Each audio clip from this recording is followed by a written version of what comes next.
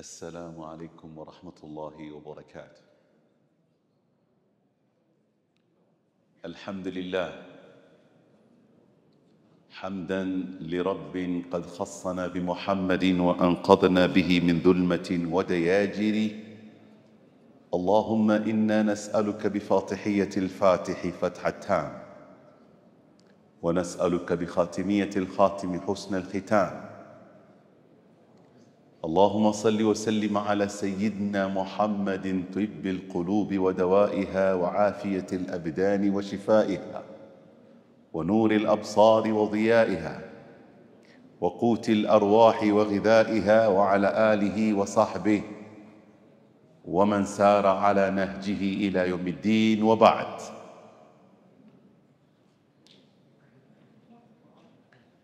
ونفس وما سواها فألهمها فجورها وتقواها. يا أيتها النفس المطمئنة ارجعي إلى ربك راضية مرضية، فادخلي في عبادي وادخلي جنتي. صدق الله العلي العظيم. إخوة الأماجد، darasa letu lililopita jana tulikuwa tunaangalia mizan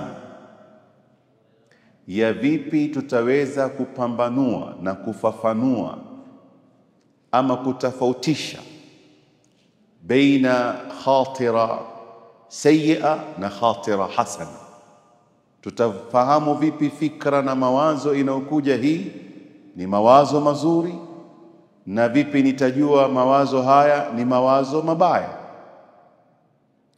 Tukasema kwa haraka kuna mawazo yanayotoka kwa Iblis ash-shaytan, na kuna mawazo yanatoka katika an-nafs. Tukasema mawazo yanayotoka kwa ash-shaytan utaondoa yale mawazo kwa haraka bidhikrillah, na kabla ya hata ya dhikrillah yale mawazo tasta'ridhuha ala sharia, utaweka mbele yale mawazo baina ya sharia kabla al-injaz, kabla haujaanza kutekeleza na kuanza kufanya mawazo yanayokupitia katika bongo lako. Kwanza weka haya mawazo, this kind of thoughts, je zachukuana vipi na sheria ya Mwenyezi Mungu Subhanahu wa Ta'ala. Na hii ni maana sisi ili kuamiliana na mawazo yetu tuna haja kuelewa biqadr alwajib, kwa kiasi cha ilmu alwajib, kufahamu ma huwa alwajib, ma huwa alharam, ma hiya sunna, ma huwa almubah, ma huwa almakruh wa ma huwa alharam. Ala alaqali muislamu yoyote anatakana ayajue yote haya, kwa sababu mawazo yanompitia katika bongo lake na yanopita katika moyo wake kabla ya decision making, kabla ya kuamua ufanye kitu gani, tasta'rid hadhihi alkhawatir ala ahkam ash-shar'iyya. Unaonyesha zile khawatir na mawazo yako katika zile ahkam ash-shar'iyya tano tulizozieleza. La in anjast, ikiwa utaweza kufaulu kutambua kupitia sheria ya Mola Subhanahu wa Ta'ala, utaweka ikhtibari nyingine, utaweka mtihani mwingine. Je, al-khatira, mawazo yanayokuja, hal hiya min ash-shaytan? Je, yanatoka kwa shaitani au hiya min an-nafs, ama yanatoka katika nafsi yako? Fa in kanat min ash-shaytan, dhikrullahi yusrifuha, kumtaja Mola Subhanahu wa Ta'ala inaondosha mawazo mabaya. Na hii inaonyesha mwanadamu daima anatekana awe katika dhikrullah, amtaje Mwenyezi Mungu Subhanahu wa Ta'ala kila wakati. Wewe ukiwa na hasira, mawazo mengi yanakuja, kabla ya kufanya masala ya injazat, unataka kuimplement whatever you're thinking, start first by dhikrullah, ili uweze kutoa mawazo ya ibilisi na shetani mwanzo, na ubaki na mawazo ambayo kwamba ni mazuri. Hizi ni moja katika mizani tulizokuwa tumezieleza jana. Mizani nyingine tasta'ridhuha ala an-nafs Unapojiwa na mawazo, ipeleke katika nafsi yako. Je, nafsi yako inataka kufanya kwa haraka? Tukasema ukiona mwili wako unataka kufanya jambo lilokuja kwa mwenye bongo lako haraka bila vipimo vya sheria, na ulipoleta dhikrullahi haikuondoka, na nafsi inataka kuangalia kufanya lile jambo bila khauf wastijal, bila khaufu na ni haraka, basi ittahim nafsak, ituhumu nafsi yako, kwa sababu nafsi, inna nafsa la ammaratun bisu, nafsi inaamrisha maovu. Na ukiona nafsi inataka kufanya haraka, ujue kile unachotaka kukifanya si jambo zuri. So istanna, kuwa na subra, kuwa na subra. Na hapa ndipo mahali mtu anatakana awe sasa ana sheikh almurabbi. Umefika katika hali hiyo, mtafute shekhe ambaye kwamba ni shekhe anayeshughulika na usafi wa mioyo, mweleze hizi habari. Awe ni sheikh as-sadiq alwali attaqi, shekhe ambaye kwamba ni mcha Mungu. Mweleze, bana, mimi nina mawazo haya na kuna mambo mimi yananisumbua, nimefikiria katika sheria, nimeangalia katika nafsi, nimeshindwa, nisaidie kutatua tatizo kama hili. Na hapo ndipo shekhe atakuja kukueleza. Makumbuka hadithi ya at-tauba, imeelezwa katika Riyadhus Salihin. Al-Imam an-Nawawi amekusanya hadithi hii, hadithi sahihi. Yule bana alladhi qatala 99 nafsa, amefanya madhambi, na katika madhambi makubwa ameua nafsi 99, ni muuaji. Lakini mawazo yake yakamwonyesha, mata satatubu, wewe utatubia lini?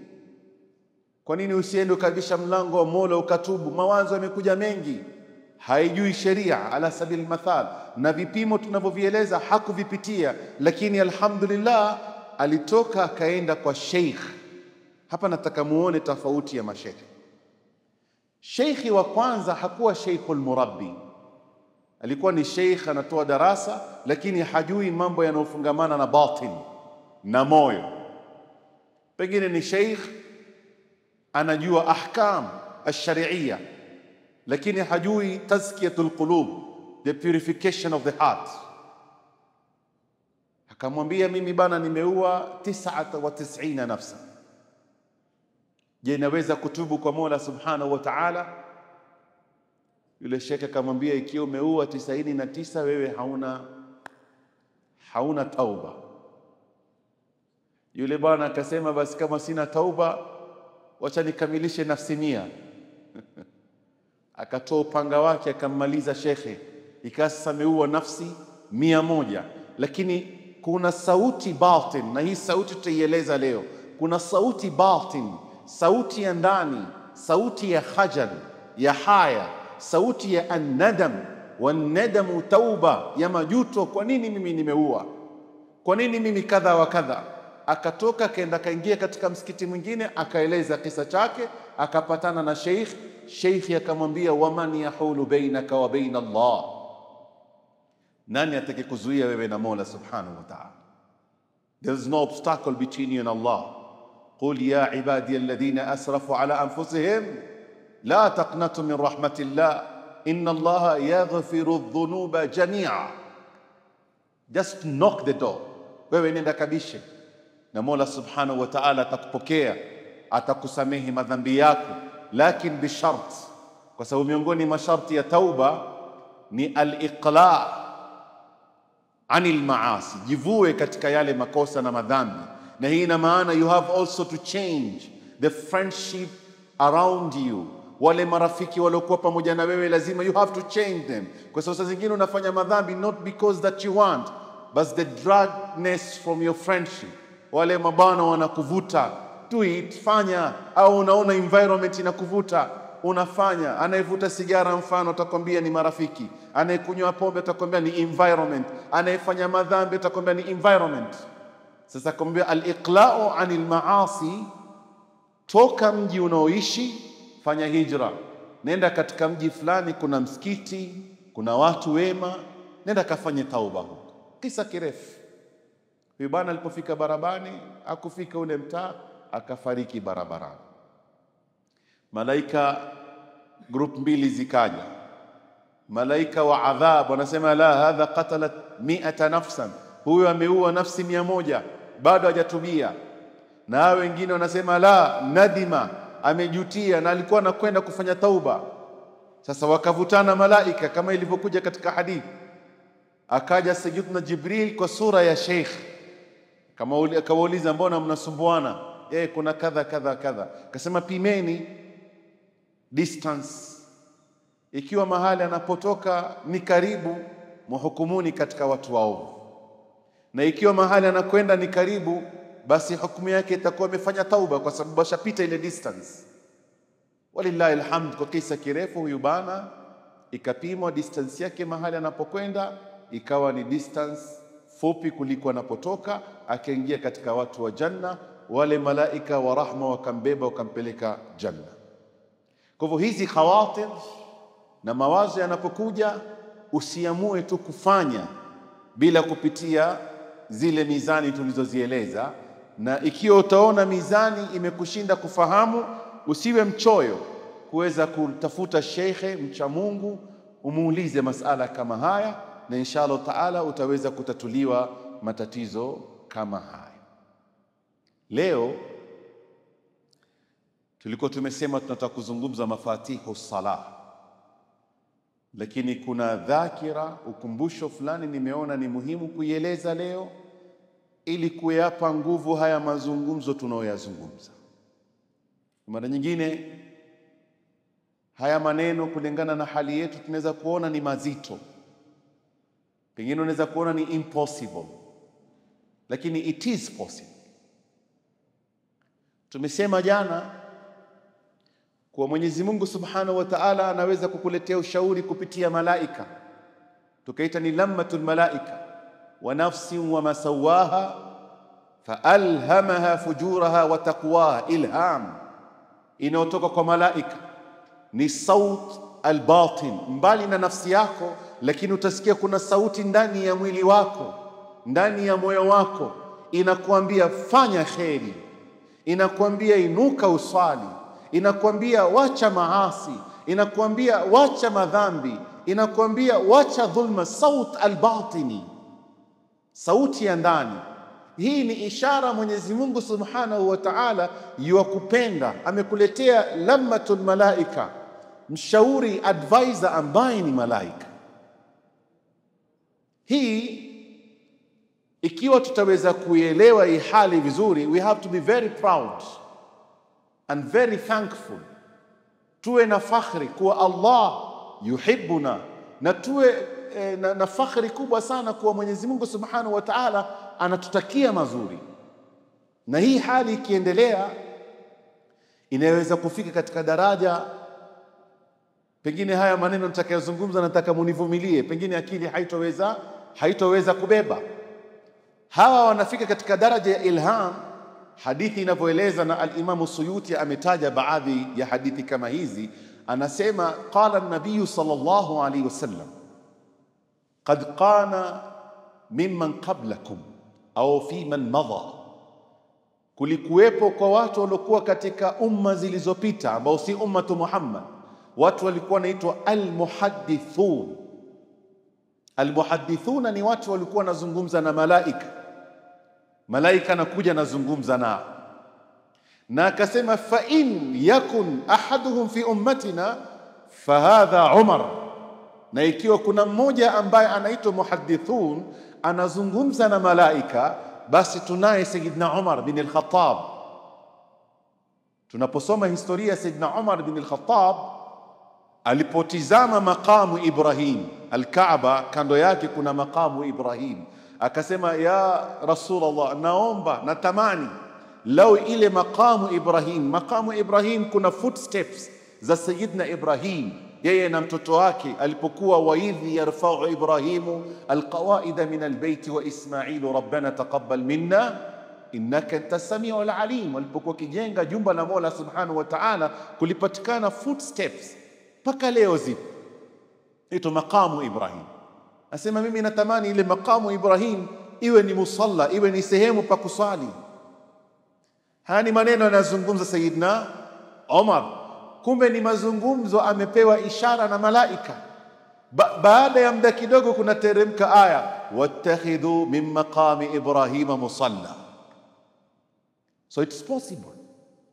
Inawezekana mtu anapojifunga akajiweka karibu na Mola Subhanahu wa Ta'ala, wacha malaika. Mwenyezi Mungu Subhanahu wa Ta'ala tulipozungumza pia wa nafsi wa masawaha, kuna lammatul malaika, ushauri unaotoka kwa malaika na ushauri mwingine unatoka kwa Mola Subhanahu wa Ta'ala mubasharatan. Taban hautosikia sauti. Na hii pia pengine mwisho wa darasa nitaeleza tofauti. Nitajuaje hii ni lammatul malaika na hii ni wasia inatoka kwa Mola Subhanahu wa Ta'ala, ilham min Allah. Nitazijua vipi kuwa hii inatoka kwa Mola na hii inatoka kwa malaika? Pengine mwisho wa darasa tutaieleza. Kwa hivyo Sayyidina Umar anamueleza Mtume Muhammad, baada ya dakika kidogo kumeteremka aya. Muhaddithun, hawa wanapewa ilham. Mwenyezi Mungu amempa ilham, na baadaye kidogo imekuja suala la hijab. Sayyidina Umar alikuja, kwa nini wake za Mtume wasipewe fungu la hijab, waletewe amri ya kupewa hijab? Si mtu yoyote atakayezungumza nao tu kuona wake za Mtume Muhammad, ni ummahatul mu'minin. Inaitwa alghira al-rabbaniya, wivu ya kisawasawa. Baada ya muda kidogo kumeteremka wahi inaoleza hijabu ya ummahatul mu'minin. Yoyote anataka kuzungumza na ummahatul mu'minin lazima iwe kuna pazia, hakuna yoyote wa kuwaona wa hakadha. Ghira ilianza kwa Sayyidina Umar bin al-Khattab. Ilham Mola Subhanahu wa Ta'ala amempa, Mwenyezi Mungu akaihakikisha, kwa sababu kuna vitu vya maana sana katika moyo wa mwanadamu. Wacha niwape kisa cha ajabu. Sayyidina Umar katika khilafa yake, na yasemekana ni katika akhir khilafatihi, ni mwisho karibu atafariki Sayyidina Umar, ametuma jeshi limekwenda Samarkand, na kiongozi wa jeshi anajulikana kwa jina la Saria. Hichi kisa ni maarufu sana. Madina na Samarkand distance yake ni over 3000 kilometers, mbali sana. Hakuna WhatsApp, hakuna simu, hakuna Telegram, hakuna chochote. Sayyidina Umar yuko Madina, anatoa khutba katika mimbar, mara anabadilisha topic katika mimbari yake, anaanza kuzungumza na Saria. Anasema, ya Saria, ya Saria, aljabal aljabal. Wale masahaba wanapomwangalia Sayyidina Umar, baadhi yao na wale tabi'in wakaona, mbona topic imebadilika, anazungumzwa Saria hivi sasa. Wengine wakaona pengine wanatakurudisha katika topic, that's not our topic. Sayyidina Ali akasema, da'u, mwacheni Umar yuko katika hali na atarudi katika topic yake, kwa sababu Sayyidina Ali alikuwa anafahamu nini Sayyidina Umar anaona na sauti yake inafika wapi na kwa nini. Ilham Mola Subhanahu wa Ta'ala amempa na sauti yake ameifikisha. Mara Sayyidina Umar baada ya kusema ya Saria aljabal aljabal, amerudi katika topic, akamaliza maudhu. Pomaliza nini khutba yake, masahaba na walioko kando yake wambia, ya Umar, haya mbona leo topic mzungumza takwa Allah, mara unatuingizia Saria. Ukiona mimi naanza kuzungumza, utaona jamaa ustadhi kidogo akili zake zimeanza kupotea. Akasema, la, nimepewa ilham na Mola Subhanahu wa Ta'ala. Jeshi la Kiislamu katika Samarkand wakiwa karibu na jabali, kuna adui anapita katika jabali na atawapiga. So nikaona afadhali nimkumbushe Saria. Saria distance yake ni 3000 kilometers, atakusikia wapi Umar? Akaambia, ittaqu firasata almu'min fa innahu yara min nurillah. Nyinyi msione ajabu, Mtume Muhammad alayhi salatu wasallam nasema, ogopeni macho ya mu'min, fa innahu yara min nurillah. Mwenyezi Mungu anamuonyesha mambo, na sauti yake akizungumza pia anaona, anafikisha mbali. Basi baada ya muda, ni miezi 6, anaonekana Saria anarudi na huko ameshinda. Jamaa wanamuuliza, siku fulani, saa fulani tulikuwa msikitini, Sayyidina Umar akitoa khutba na akasema, Saria aljabal aljabal, madha sar? Akasema, nilisikia sauti inayofanana na Sayyidina Umar ikiniambia sari ya aljabal, na tulipozunguka tukapata adui, na hiyo ndio iliyotupa ushindi. Angalia sauti albatini, sauti ya ndani. Kwa hivyo wewe usitoke haraka tu ukasikia maneno yanazungumza katika moyo wako ukaamua ukafanya. La, pitisha katika maahkam sharia, pitisha katika nafsi yako, ufike katika daraja polepole. Na ndio kile tulichokitaja katika aya ya Mola Subhanahu wa Ta'ala, ya ayyatuha an-nafsul mutma'inna irji'i ila rabbiki radiyatan mardiya fadkhuli fi ibadi wadkhuli jannati. Nafsi inapokuwa imeandaliwa katika maandalizi mazuri, nafsi inapokuwa imelelewa katika malezi mazuri, basi inasikia sauti ya Ar-Rabban, ya Mola Subhanahu wa Ta'ala, na hapo ndo kaanza kuona mwanadamu anakuwa ni munawwar. Acha nikupe moja ya ajabu zaidi, na hili it's possible kwangu, kwako it's very possible. Mtume Muhammad amefariki, na vile vile ilikuwa katika khilafa ya Sayyidina Umar. Khilafa ya Sayyidina Umar. Hapa nataka tusikizane pamoja kwa sababu ni kisa chataka concentration. Sayyidina Ali akamuota Mtume Muhammad katika usingizi. Asema, mimi nilimuota Mtume Muhammad katika usingizi na ndoto yangu ilikuwa katika salatul fajr. Mtume Muhammad taqaddama liyusalli bin nas. Ni usingizi wa Sayyidina Ali, khilafa ya Sayyidina Umar. Mtume akaswalisha katika usingizi wa Sayyidina Ali. Alipomaliza kuswalisha Sayyidina Rasulullah sallallahu alaihi wasallam kulingana na usingizi wa Sayyidina Ali, mwanamke katika mlango wa kulia alikuwa na kikapu cha tende. Akasema, ya Rasulullah, hadiyatun lak wa liman ma'ak. Hii ni zawadi, chukua wape na wale waliokuwa pamoja na wewe.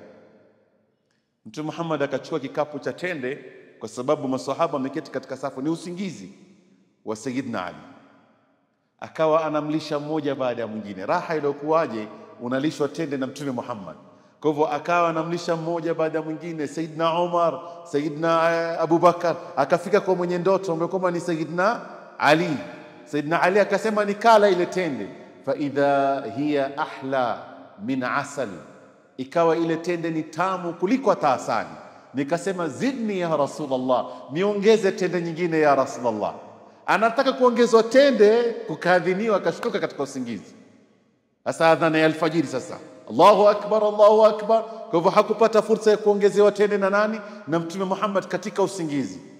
Sayyidina Ali maskini akasikitika, lakini ni swala, wakati umefika, aloadhini ameadhini, kainuka, kajiandaa kwa ajili ya swala, akaelekea msikitini. Khilafa ya nani? Khilafa ni ya nani? Tumesema khilafa ni ya nani? Khilafa ya Sayyidina Umar. Kwa hivyo yule anayeswalisha ni nani? Ni Sayyidina Umar. Hii ni ndoto shamalizika. Kwa hivyo akienda msikitini, khalifatul mu'minin au amirul mu'minin ni Sayyidina Umar. Fataqaddama Sayyidina Umar. Sayyidina Umar akaswalisha. Sayyidina Ali asema, nikaona sinema ama picha kama niliyoiona katika usingizi, lakini tofauti, usingizini alikuwa ni Mtume Muhammad, lakini hapa namuona Sayyidina Umar. Kwa mimi nikanyamaza. Akimaliza salamu alaykum wa rahmatullah, swala imemalizika, akaja mwanamke akamwambia, ya amira almu'minin, hadiyatun lak wa liman ma'ak. Sayyidina Ali akaanza kufikiria, hii ni usingizi niliona ama ni picha nimeiona ya hakika? Sayyidina Umar akaanza kupeana tende, akaanza kwa yule alikuwa pale, akaja pale kwa Sayyidina Ali. Sayyidina Ali anasema, mimi Mtume nilimwambia zidni ya Rasulullah. Akasema, mimi nitamwambia nione kama ni usingizi ama ni vipi. Akamwambia, zidni ya amira almu'minin, niongeze tende ya amira almu'minin. Sayyidina Umar hakumwongeza, akaenda another step, akaona pengine hakumsikia, akasema, zidni ya amira almu'minin. Akaendelea safu, sauti kawa juu, ya amira almu'minin, ya Umar bin al-Khattab. Akageuka, zidni, niongeze tende. Akamwambia, lau zadaka Rasulullah la zidnak. lao mtume angekuongeza tende na sisi tungekuongeza. Akamwambia awahyun ba'da rasulillah am ittala'ta al-ghaiba ya amira al-mu'minin, haya na wewe umeanza kuletewa wahi ama unajua ghaib? Nani amekualika katika usingizi wangu ya Saidna Umar? Akamwambia qala an-nabiy sallallahu alayhi wasallam ittaqi firasata al-mu'min fa innahu yara min nurillah, ogopa jicho la mu'min aloandaa nafsi yake akaitakasa, yeye anapata reflection sasa kutokamana na nuru ya nani? Ya Mwenyezi Mungu Subhanahu wa Ta'ala. Kwa hivyo ikhwani fillah, hili suali linalofungamana na mwito wa ndani wa batin, ikawa nafsi yako umeifanyia tarwidh practice, ikapanda daraja na daraja na daraja, Mwenyezi Mungu Subhanahu wa Ta'ala anakupa ikram. Ima ikram yenyewe ni nasiha ambao ni lammatul malaika, malaika akawa anakupa nasiha, au ikawa ni ilhamu min Allah, ama ni ilhami inatoka kwa Mola Subhanahu wa Ta'ala.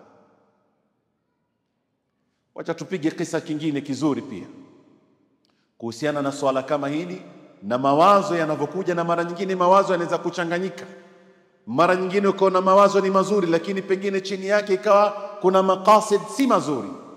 Wa ala sabili almathal, yasimuliwa katika baadhi ya visa kijana ambaye alikuwa anafanya humanitarians, giving back to the community, feeding programs. Kwa hivyo siku hiyo yuko nyumbani, ameelezwa na jamaa rafiki zake, leo tunakwenda orphanage fulani, tunaenda kutoa chakula. Na mamake huyu ni mtu mzima, mgonjwa maskini, ameenda sokoni.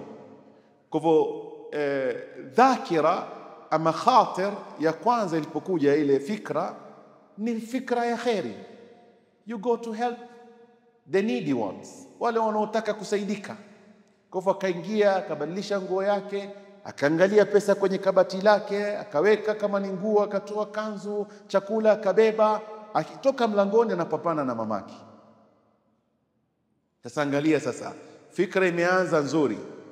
Mamake anamwambia, mwanangu, nimetoka sokoni, nina vitu vizito, nisaidie. Anamwambia mamake, mimi mama nina mauid, nina miad, mimi kuna watu wananisubiri pale nje na time yangu imekwisha, naenda kusaidia watu wa khairi. Akasema sawa, hakuna neno, utakusubiri wewe, nisaidie unipelekee ndani. Yeye anaona wale watamwacha, na taban hapa khidma ya kwanza mpe mzazi wako. Wa qadha rabbuka alla ta'budu illa iyyahu wa bil walidaini ihsana, start with your parents. Yeye mzazi wake anahitajia haja, lakini yeye anaona haja ya kule nje ni hamu, ni nzuri kweli, ni hakika ni nzuri, lakini khatira hii wazo lilokuja hivi sasa la kukuonyesha wale aitam na wale wanaohitajia zaidi, wanahitajia zaidi kuliko mamako alikuwa mbele yako, ni khatira sayya. Kwa hivyo amepimanisha zile, maskini akamsukuma mamake. Lilasaf, mama nitoki barabarani, nitawachwa na wale watu. Mamake akianguka akavunjika mguu. Kwa hivyo hakumsaidia mamake na amemdhuru mamake. Je, ile anoendea itakuwa ni khairi tena? Kwa hivyo ilianza bidayatan kanat hasana, mawazo yakaja mazuri, lakini katikati kumekuja jambo la shari, ikaharibu amali yote iliyokuwa pale. Anatajwa al-Imamu Ibrahim ibn al-Adham, moja katika wanazuoni pia wa sairi ila Allah. Alikuwa nasafiri, akajua kuna nyumba ya rafiki yake mahali, akasema ngoja niende pale niombe haja, nitawadhe, niswali, kisha niendelee na safari. Alipoingia, mashallah, akakidhi haja yake, kama akaoga, akajiandaa kwa ajili ya kuswali, anataka kufunga sala. Yule mwenye nyumba akamwambia, intadhir, kwanza usiswali, ngoja nikuletee msala mzuri uswalie nipate baraka. Akasema, ya zaujati, mke wangu, leta msala ile niloleta haji, ile nilotoa haji, si haji ya juzi wala jana, hii haji mpya. Ina maana anataka kumwonyesha Sayyidina Ibrahim ibn al-Adham, mimi nakwenda kila mwaka haji. Usilete ile haji ya miaka 6 wala miaka 8 wala miaka 7, wala leta hii haji hapa karibuni nilikuja na msalla. Mara anaonekana al-Imam Ibrahim ibn al-Adham anasema inna lillahi wa inna ilayhi rajiun. Wewe ibada yako ya haji unataka kuiharibu kwa maneno machache, lakini kuna mambo mazuri yanapatikana kwa huyu bana, na miongoni mwa wanafunzi wake ni Sheikhul Islam Ibn Taymiyyah, ni mwanafunzi wa Sayyid Abdul Qadir Jilani, na alikuwa ni Imam Hanbali, ni mwanachuoni wa Kihambali, lakini alisifika sana na uchamungu, alikuwa kiabudu sana. Hichi kisa kisikizeni vizuri. Kana yaqum fi al-layl, usiku alikuwa usiku mzima anasimama na swali, akasikia sauti, ya Abdul Qadir الآن لا تصلي لقد غفرنا لك ما تقدم من ذنبك وما تأخر. Abdul Qadir Jilani, sasa imefika wakati usiswali. Sasa tumekutolea hii faradhi ya kuswali, usiswali. Tushakusamehea madhambi yaliyopita na madhambi yatakayokuja. Wewe sasa feel free. Wewe ukisikia sauti hiyo utafanyaje? Wewe waswali usiku, kasikia bwana wewe sasa usiswali wala usifunge Ramadhani, wewe ni mtu wa peponi, utafanya? Utasikia vipi? Leo bwana nikuja kuletea barua hapa, nimeona jana malaika amenitajia jina Mahmud Mustafa, wewe saumu yako sasa tosha, swala yako tosha. Kwa sababu sisi lilasaf tunaswali tukiamiliana na Mwenyezi Mungu Subhanahu wa Ta'ala kama business person. Lilasaf, kwa mimi nitakwenda kazini, I'll do my role, but at the end of the duty I'll be paid, nitalipwa. Sawa. Kwa hivyo ukiulizwa kwa nini wasali, nipate thawabu. Sawa. Kwa nini wafunga? Ili niingie peponi. Tarudi kwa kisa cha Sayyidina Abdul Qadir Jilani, lakini tuangalie hii sisi tunamiliana na Mola Subhanahu wa Ta'ala vipi? Je, tuamiliana naye kwa sababu ya muqabil, in returns, ili tupate kubadilisha whatever we have. Yani I'm doing something for you, you have to do something for me. Kwa lugha nyingine, scratch my back, I scratch yours too. Hizi swala zetu na ibada zetu ziko hivyo. Kwa ya Rabbi, mimi nakufanyia kitu na wewe unifanyie kitu, ziko hivyo. Tayeb, leo kiambiwa hakuna thawabu, utaswali?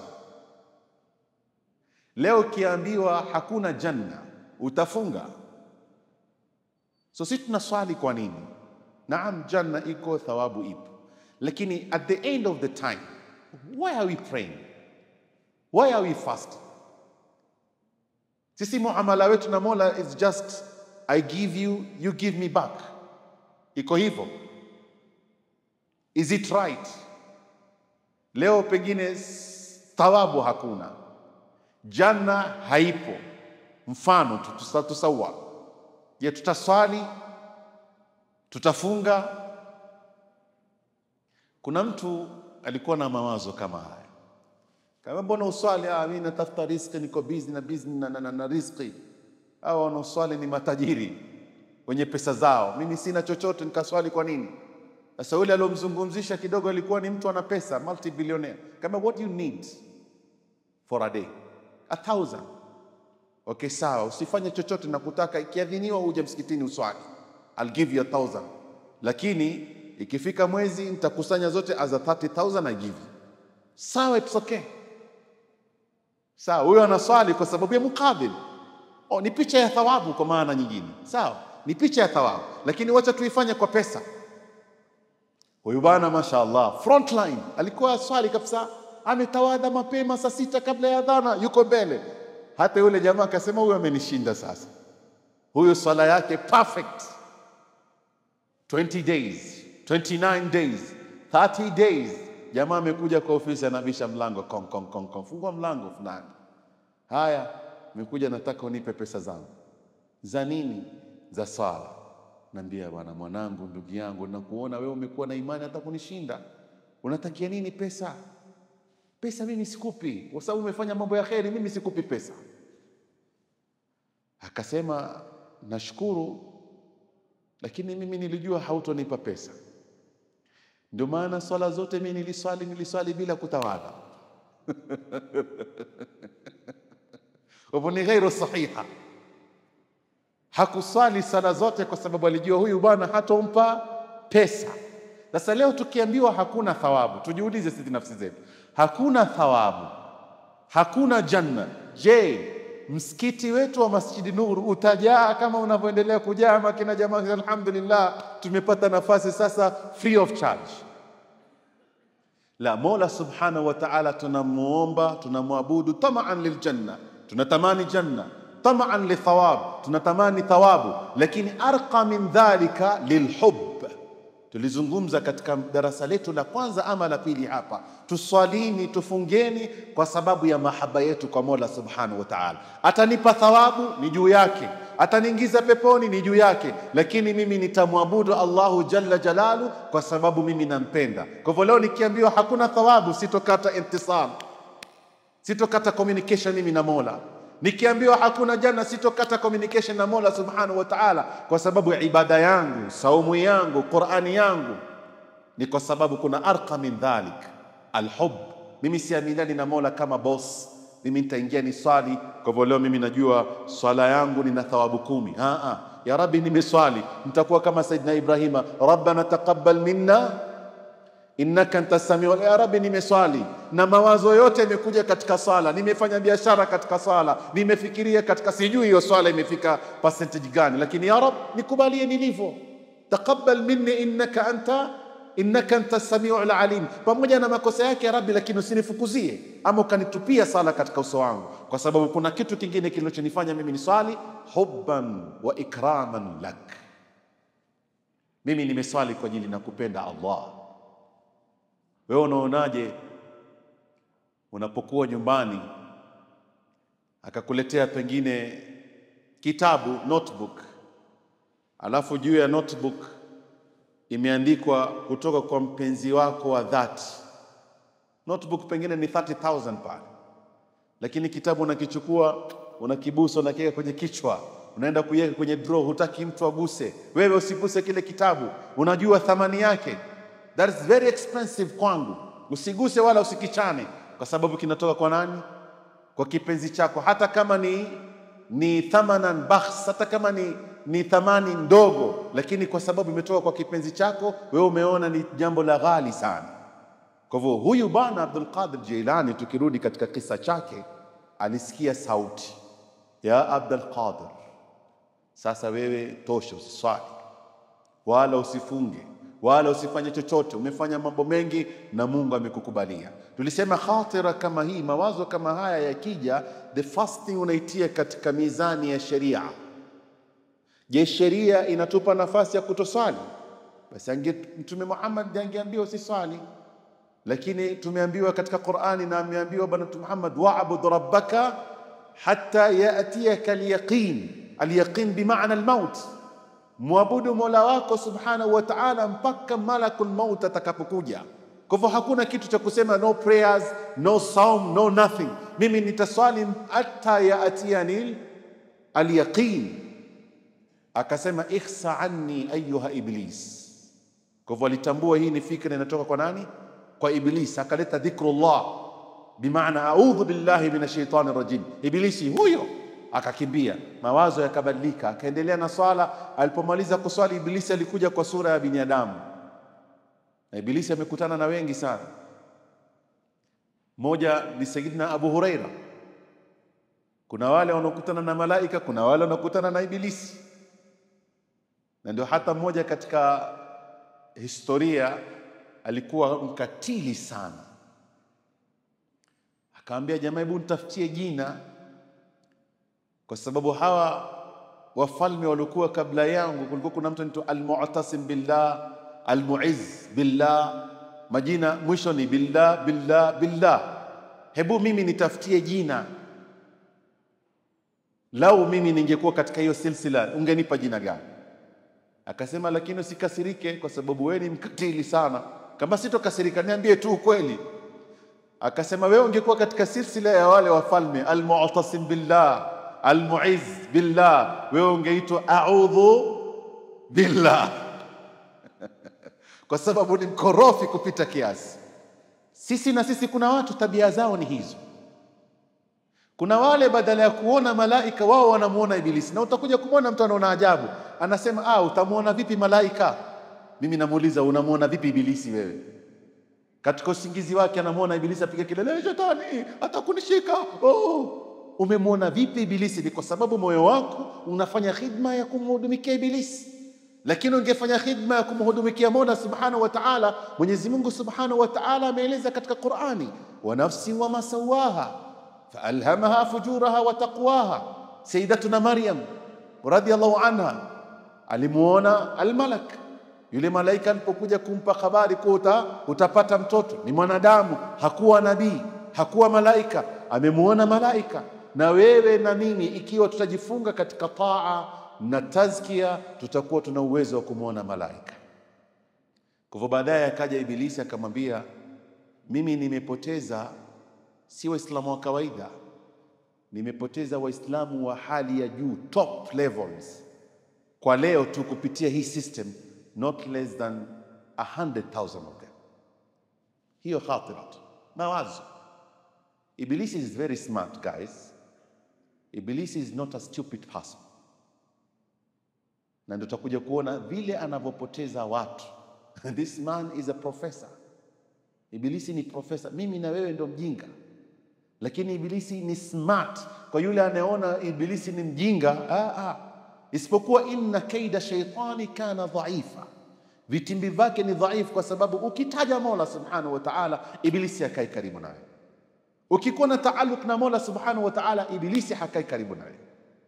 Kwa hivyo wewe unatekana uingie katika daraja ya tazkia, shay'an fa shay'an, pole pole mpaka ufike katika daraja ya hao mabana ambao wanaelezwa walikuwa nakutana na malaika wakipata ushauri wa Mola Subhanahu wa Ta'ala. Nimalize mazungumzo yangu katika lile nilolozungumza. Je, nitajuaje hii ni lammatul malaika?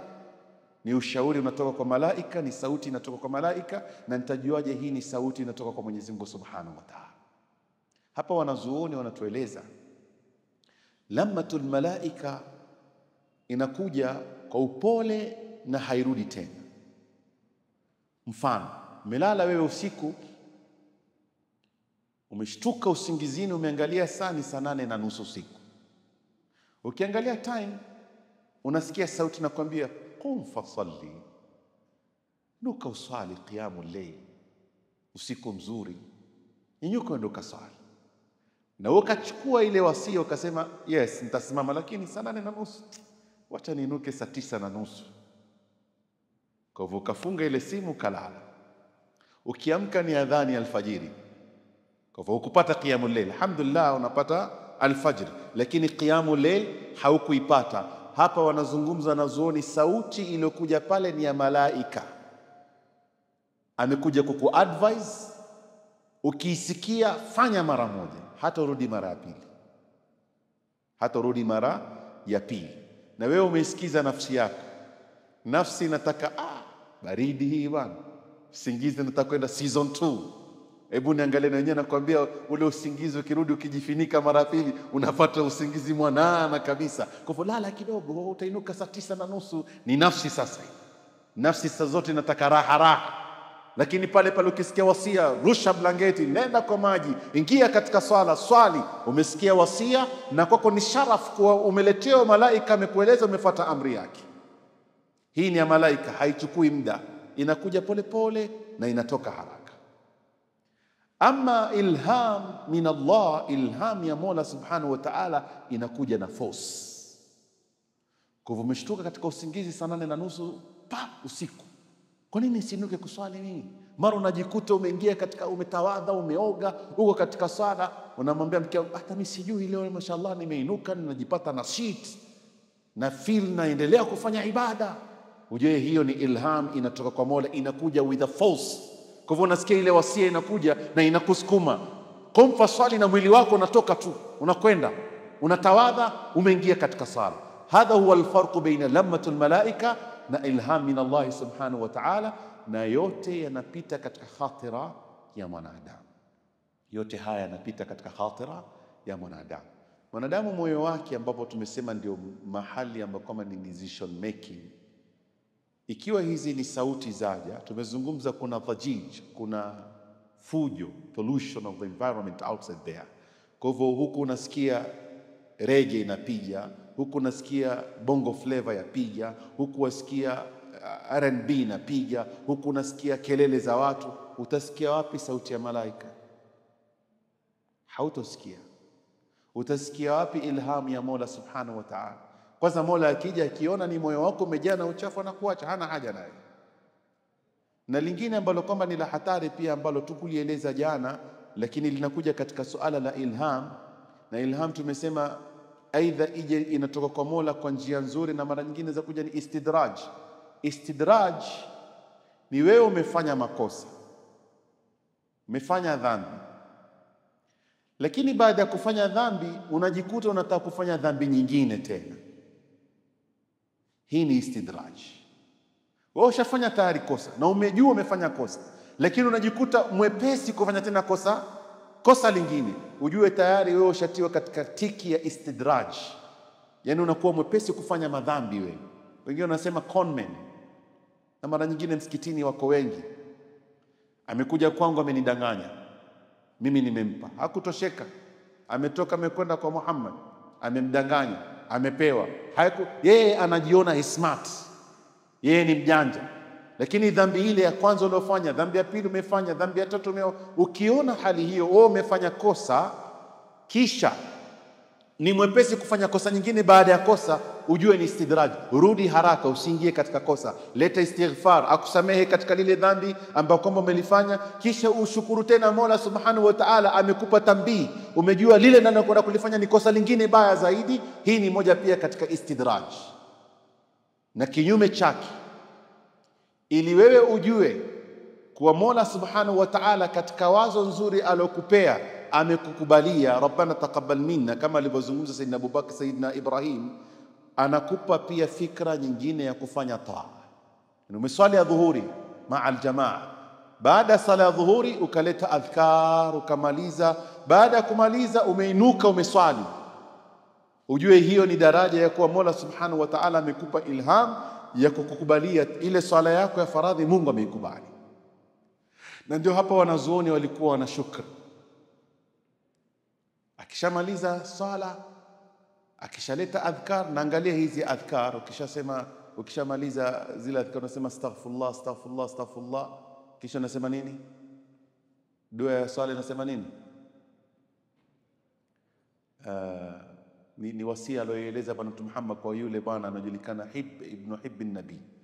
Anamwambia fala tad'anna dubura kulli salati an taqula rabbi a'inni ala dhikrika wa shukrika wa husni ibadatika. Allahumma inni a'inni ala dhikrik, Mwenyezi Mungu nisaidie kukutaja. Ni wewe ukimtaja Mola ni neema, lakini jua unapomtaja Mola Subhanahu wa Ta'ala ni ilham.